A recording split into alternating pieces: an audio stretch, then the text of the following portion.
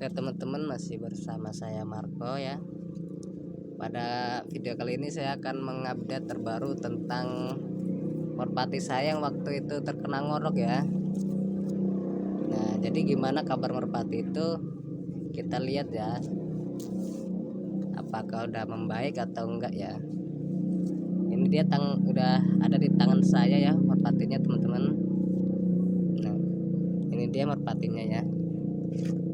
Sehat ya teman-teman ya.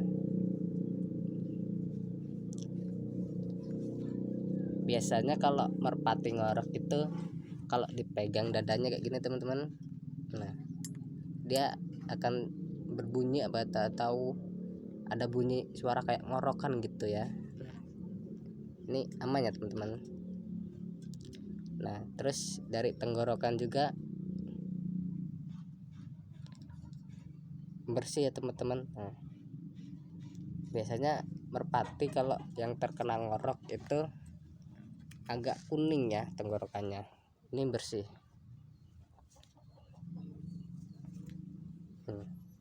Tapi ini sayang banget teman-teman ya, malah ini kayaknya dihajar ayam kayaknya teman-teman. Pas waktu pengumbaran itu kan saya umbar ya teman-teman ya, nggak pernah saya box, tahu-tahu udah kayak gini teman-teman. Nah jadi ini kulitnya itu ngekelupas gitu teman-teman ya.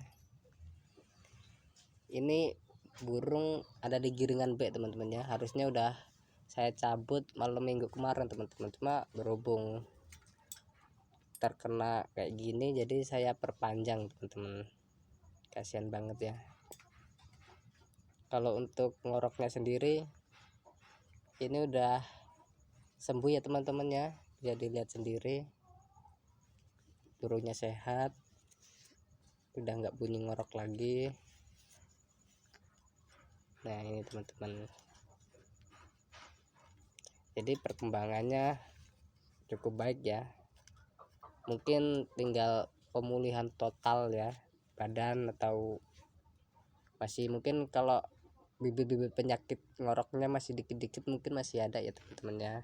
Tinggal rutin-rutin dikasih kencur sama bawang putihnya teman-teman. Oke, jadi ini perkembangan burungnya ya teman-teman.